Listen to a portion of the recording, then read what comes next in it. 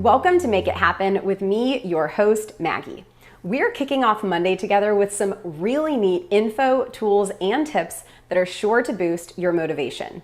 As you know, you can't rely on motivation to be successful, but you can create it. Empowering yourself with knowledge is another awesome way to do that, in addition to taking action like we've talked about before.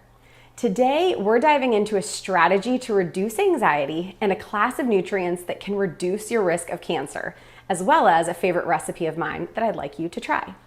Knowledge is power, so let's get into it. More than 19% of the adult population in America suffer from anxiety disorders. That amounts to more than 40 million adults. If you're listening to this and struggling with anxiety, know that you are not alone. It is the most common mental illness in the US, and even though it's highly treatable, only an estimated 37% of those suffering actually receive treatment.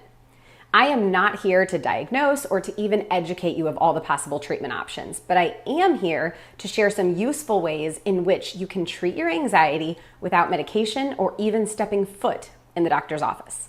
Since so few of us actually seek out professional treatment and therefore are struggling daily, I believe being aware of alternative ways to treat anxiety and related mental struggles couldn't be more important today. And if you have sought out treatment, this information can only further help.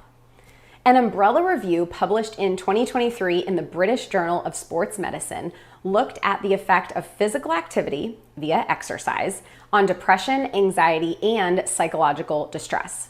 A total of 128,119 adults were studied with a median age of 55. What they found was that exercise had pretty cool beneficial effects, and it was determined that while all exercise types and intensities were effective, higher intensity exercise, like HIIT, was more effective in anxiety, especially depression.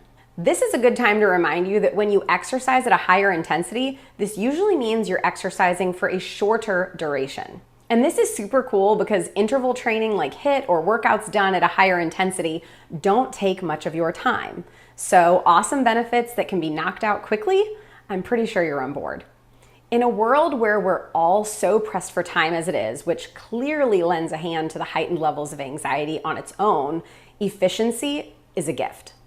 This is important for people with anxiety because shorter exercise durations may be easier to adhere to than longer durations. The fear and excessive worry of trying something new can be immobilizing. And you know by now that action is the answer to overcoming fear, boosting motivation, and making things happen in your life. So reminding yourself that shorter duration exercise is both incredibly beneficial and doable can lessen overwhelm and be empowering as well. Maybe you've wondered if symptoms of anxiety can be exacerbated during exercise, and the answer is yes, they can. But the effects are temporary and usually go away pretty quickly. However, if you're feeling extra stressed or anxious, or just maybe starting out on your exercise journey, it might be more beneficial to opt for something like yoga or a strength workout or even some steady state cardio versus an all-out HIIT session. But just because you have anxiety, that does not mean you shouldn't work to create a routine and incorporate more intense workouts, especially since they've been shown to be most effective. So really, this is even more of a reason to work to create a routine and integrate exercise as a habitual part of your life. And the more you practice, the better you will feel, the fitter you will get, and you can push more intensely in your workouts and reap even more in the way of benefits. Research also shows that as you settle into an exercise routine, your awareness of physical symptoms of anxiety may actually decrease, which can help to mitigate distress in people who suffer from anxiety overall. This is so cool. Another science-backed example that exercise is, in fact, medicine. If you build an exercise routine, it may actually help you because you become less aware of those anxious symptoms. Start slow, make small changes, and just listen to your body. But exercise might be just the tool you're looking for to help ease symptoms. On another note, you're probably aware of the fact that vegetables are good for you. And if you know me, you know I'm a veggie fiend. I love my veggies. A 2023 meta-analysis looked at the association between the consumption of cruciferous vegetables and prostate cancer, and I thought its findings were worth sharing. Cruciferous vegetables, just to make sure we're all on the same page here, include veggies such as broccoli, Brussels sprouts, cabbage, cauliflower, arugula, bok choy, collard greens, kale, radishes, and watercress. They're high in vitamins A, K, and C, as well as fiber, folate, and phytonutrients, which is a substance found in certain plants which are believed to be beneficial to human health and to help prevent diseases. But back to the study. 1,264,437 men were studied worldwide, 70,000 of which had prostate cancer.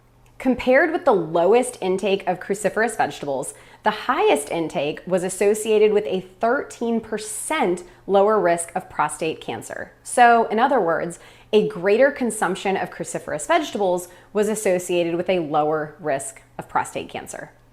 Furthermore, in a dose-response analysis, every 15 grams of cruciferous vegetables eaten per day was associated with a 4.5% lower risk of prostate cancer. How awesome is that? And if I'm a betting woman, which I'm not really, although I will in this case, I would place my money on cruciferous veggies aiding in the reduced risk of other cancers and diseases as well.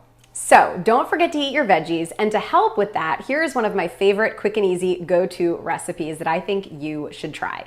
Okay, so grab a bag of riced cauliflower and a bag of broccoli florets. I like to buy frozen, but you could absolutely buy a fresh head of cauliflower and rice it in a food processor and just buy some broccoli and cut it up. I am a huge fan of frozen vegetables because they're usually flash frozen, so they retain the nutritional value of when they were fresh, but they last so much longer. So you're gonna steam the broccoli and the cauliflower until tender. And then you're gonna season with salt and pepper, or everything but the bagel seasoning if you're feeling frisky, and add some nutritional yeast and avocado. That's it.